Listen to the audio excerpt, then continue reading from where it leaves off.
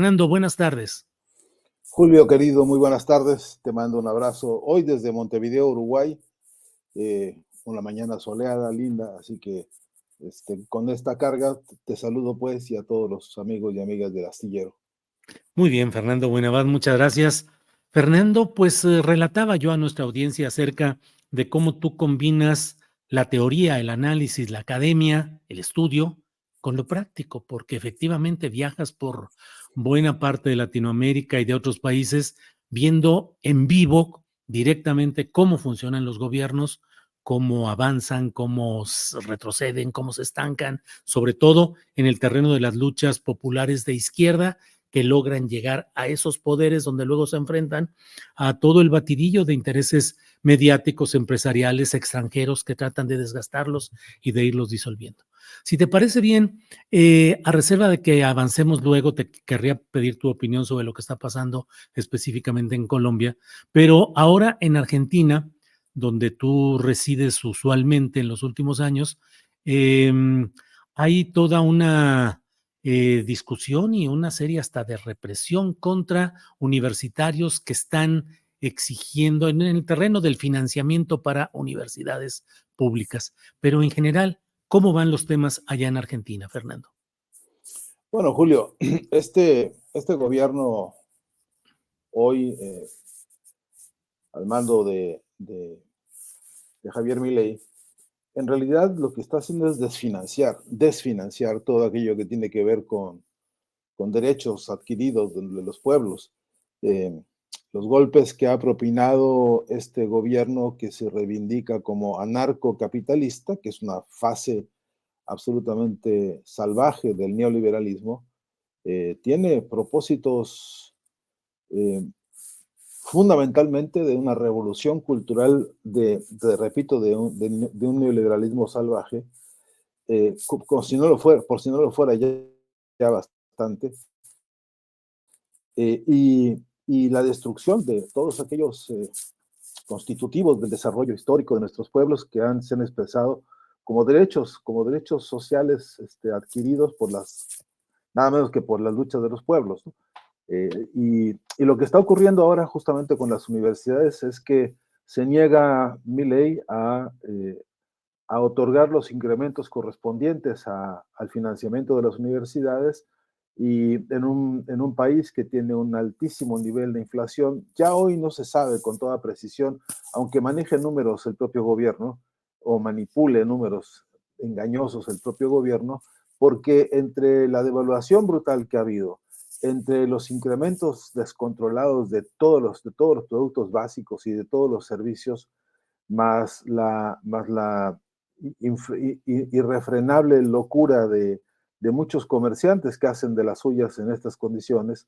Entonces, hoy por hoy no sabemos exactamente en dónde están sacrificándose, en qué nivel es el sacrificio del poder adquisitivo de los trabajadores argentinos, trabajadores y trabajadoras. Entonces, en esa realidad, la decisión de no incrementar los presupuestos correspondientes a este ciclo, e incluso incluyendo ciclos anteriores de los que hay deudas, ha requerido incluso que el propio Milei convalide el ejercicio de un veto a estos incrementos, vetar lo que la propia ley dice, tuvo el concurso de una cantidad de diputados que se han prestado a este holgorio neoliberal, a esta locura anarcocapitalista, y le han ratificado el veto contra, repito, las universidades nacionales de Argentina. Eso conlleva, pues, frenar la investigación, eso conlleva frenar los salarios de los trabajadores y de los docentes, eso conlleva limitar la adquisición de materiales de todo orden lo que se entiende por materiales didácticos y pedagógicos para las universidades. En fin, esto conlleva la idea de que, como sostiene la propia Asociación Nacional de Rectores de Universidades, sostienen que en un muy corto plazo, hablan de 3 a 4 meses, habrá que empezar a cerrar edificios porque no habrá ni siquiera insumos para el mantenimiento básico de limpieza, ni las condiciones, vaya, elementales para el funcionamiento de una facultad o de una licenciatura. De modo que es un golpe tremendo contra el proyecto educativo en un país que alguna vez se hizo llamar la Atenas de América, ¿no? Sí. Tuvo Argentina el prestigio de tener y poseer un pulmón editorial extraordinario. Si tú te acuerdas, leímos en nuestras generaciones, Julio, cualquier cantidad de libros que venían de la Argentina por la calidad, por la vigencia, por la potencia intelectual. En fin, todo eso está hoy bajo la picota y bajo la voluntad destructiva de este anarcocapitalismo que quiere acabar necesariamente. Parte de su revolución cultural es borrar la inteligencia, borrar el desarrollo intelectual y borrar la memoria de los argentinos. Fernando, y en otros países, ¿cómo vas viendo las circunstancias específicamente en Colombia, en todo lo que ahora se está dando ahí, Fernando? Mira, pues es la revancha de una derecha que está enloquecida porque no soporta de ninguna manera que por primera vez Colombia tenga un presidente progresista, ¿no? Un presidente que habla de la izquierda, que se reivindica como un militante, como un luchador de las fuerzas progresistas, no solamente de su país, sino de la historia de América Latina.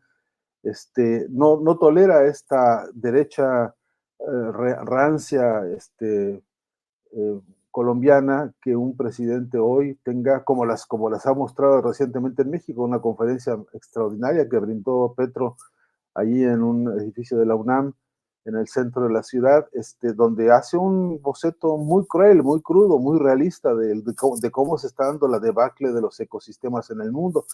Ha hecho culpable directa, claras y específicamente el capitalismo depredador a un sector muy mínimo de ese capitalismo que se está encargando de producir el efecto del invernadero, que los gases que son absolutamente destructivos de las capas de ozono y que además la destrucción de los bosques, de los mares, de los lagos, de los ríos. Ah, Petro ha tenido en ese tema, pero como en otros muchos, la capacidad de argumentar con mucha profundidad, con mucha fundamentación científica, y se pone, con esto dicho así muy sucintamente, se pone muy por arriba del nivel del discurso de la derecha colombiana, que sabemos bien está fuertemente influenciada y manipulada por los intereses más turbios del narcotráfico y por los intereses más turbios del saqueo de los recursos naturales del pueblo colombiano. De modo que hay una circunstancia contradictoria. Es, es absolutamente cierto que el pueblo colombiano expresa todavía hoy un gran apoyo por el presidente Petro. Es verdad que el presidente Petro goza de mucho prestigio a niveles intelectuales y académicos colombianos en más de un sentido. Es absolutamente cierto que el presidente Petro tiene hoy capacidad de convocatoria para llamar a las calles a su pueblo para defender el proyecto contra esta arremetida de las últimas horas, por lo menos enunciada en las últimas horas, aunque tenga vieja data, que tiene que ver con llamarlo a cuentas por gastos de campaña, una campaña que ocurrió hace más de 2 años y hasta ahora se les ocurrió hacer una auditoría cargada con todas las mañas que sabemos de que son capaces estos grupos de las derechas.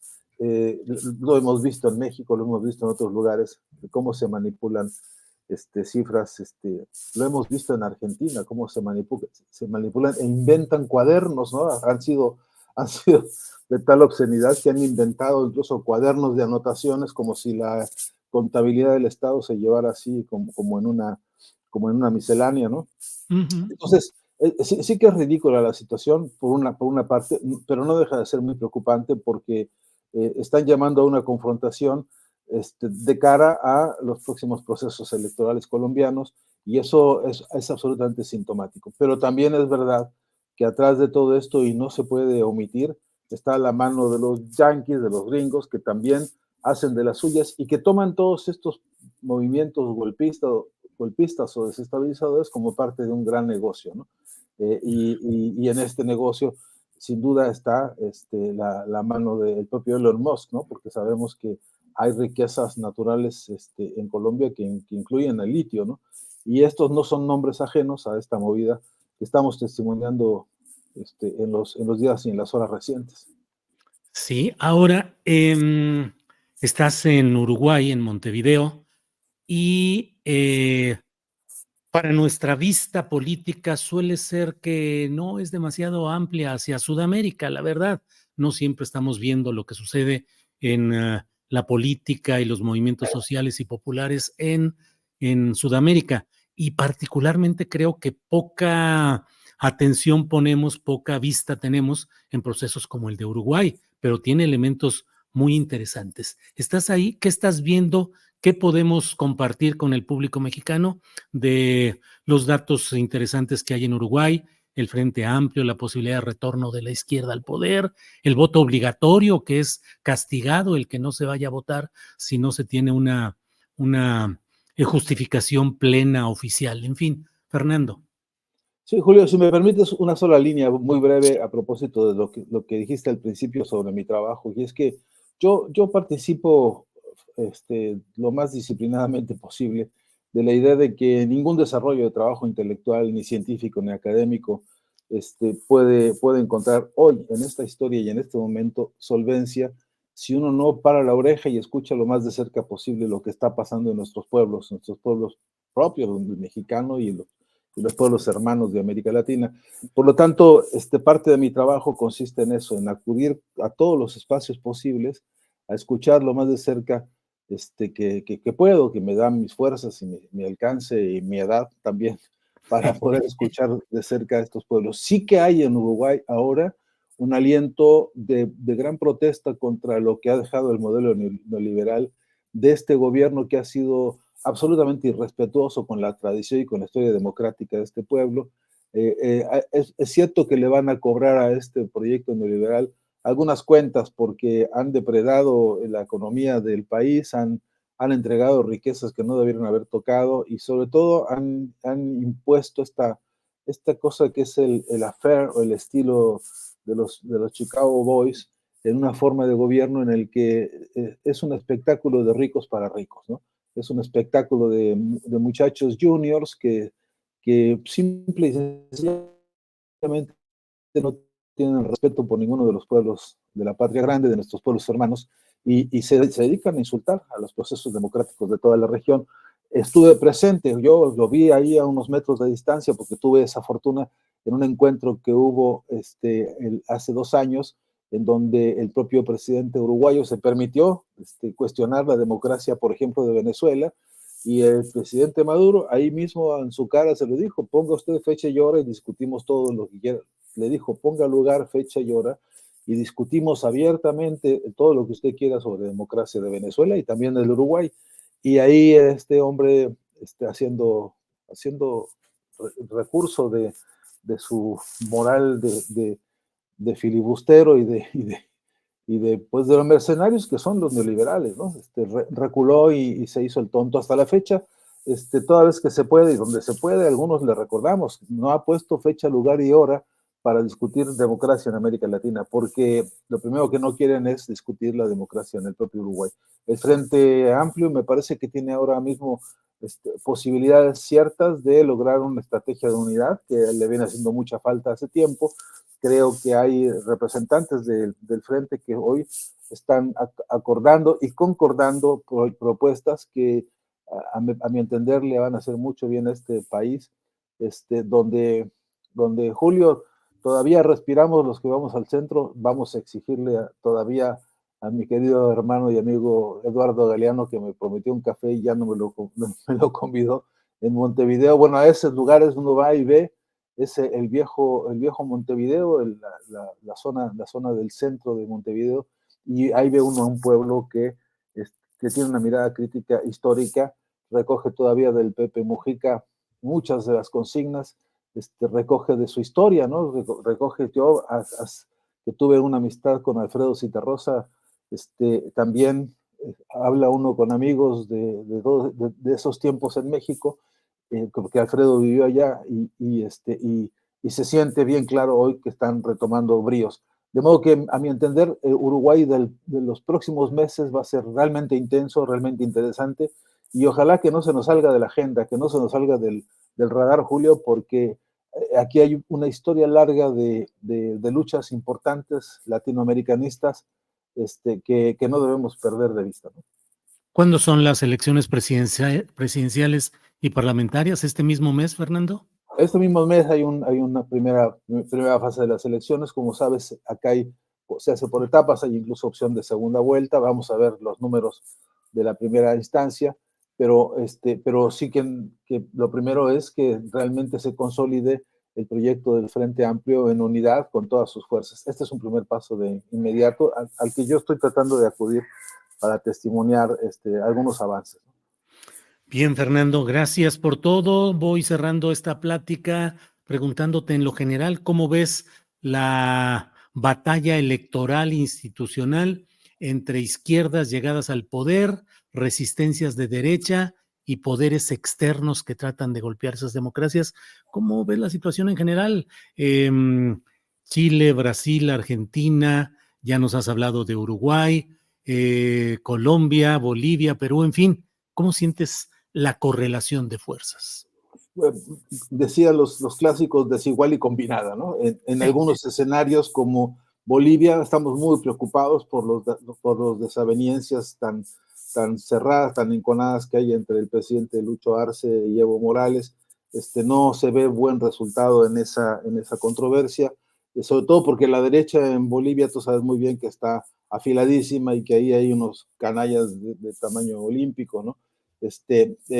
A mí me preocupa en general que las izquierdas no estén desarrollando la ciencia de la autocrítica con la potencia, con la urgencia, con la vitalidad que debería tener, porque hay casos muchos en la región en la que la propia izquierda o el progresismo se han encargado de alentar la desolación y se han encargado de alentar el desespero y el desengaño y también la tristeza de algunos sectores que deberían ser los propios y los absolutamente defendibles siempre. Hay casos en Argentina en las que muchas promesas incumplidas y muchos planes fracasados, de hecho abandonados, proyectos cruciales para el pueblo argentino, están costándole carísimo hoy porque no se cumplieron, porque decepcionaron al electorado y porque ahora hay que recuperar esa confianza y eso no es fácil en ningún escenario. Veo esto mismo qué sé yo, en el propio proyecto nicaragüense, donde hace falta, mucha falta reoxigenar las instituciones y las fortalezas políticas bajo un proyecto en el que haya reconocimiento de algunas, no pocas falencias y no pocos problemas incluso con la conducción democrática del país. Y no digo que le falte, lo que digo es que tiene que perfeccionarse porque hay sectores de participación que no han encontrado lugar desde las bases. Ahora me refiero no solamente a fuerzas políticas organizadas, sino movimientos sociales que no encuentran escucha.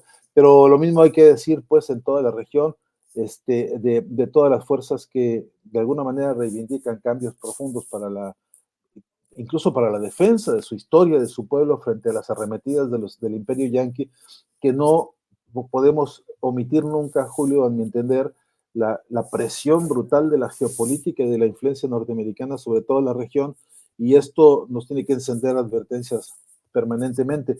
Y creo que las izquierdas hoy están más entretenidas con el jaleo casi exclusivamente electoral y no atendiendo y entendiendo la voz de los avances de las derechas y las ultraderechas en la región. En Venezuela ha sido muy llamativo incluso de la respuesta que el propio Nicolás Maduro ha dado, reconociendo, como se le ha reconocido, el avance de las elecciones recientes de la derecha venezolana, las canalladas en que se ha convertido ese avance, financiando grupos terroristas, grupos llamados comanditos que han sido verdaderamente criminales contratados por María Corina Machado y su candidato Pelele, pero está haciendo mucha falta un ejercicio profundo de autocrítica y de renovación de fuerzas transformadoras, ya no pensando solo, como se piensa tanto y tan seguido en Venezuela, en los procesos electorales, sino en otro conjunto de reivindicaciones que incluye, a mi entender, y de manera urgente y prioritaria, atender la gran revolución cultural, lo que llamamos revolución de conciencias, que me parece bien lenta y que tiene además un problema enorme en la estructura monopólica de medios de comunicación, que también están ellos sí organizándose y reorganizándose, para atacar con más virulencia. Y eso en México hoy es más que patente, ¿no? A la propia presidenta Claudia Sheinbaum le vienen horas durísimas porque ya estamos viendo ofensivas de ataques absolutamente irracionales y machistas que pretenden mostrar que no tiene la fuerza ni la prestancia de López Obrador y que por ser mujer o por ser joven o por ser lo que sea, no va a poder con el paquete. Y estas son parte de las operaciones que uno está viendo con esta monstruosidad mediática que son, que es eso, una guerra ideológica cultural ante la cual sigo diciendo nuestra mayor debilidad política es justamente esa, que no contamos con un gran pulmón comunicacional que organice todas las fuerzas que sí que hay y que cada cual todavía sigue hablando de su propia agenda sin encontrar la agenda común. Fernando, como siempre, muy agradecidos de poder contar con tu opinión y tu contexto, el contexto que nos das de todo lo que está sucediendo en varios lugares de nuestro continente. Así es que, como siempre, muy agradecidos, Fernando. Nos veremos por México la próxima semana, Julio. Voy a la Feria del Libro, presentaré un trabajo mío, así que en algún momento te pego una llamadita para saludarte. Órale, ya nos veremos. Gracias, Fernando. Hasta pronto. Un abrazo.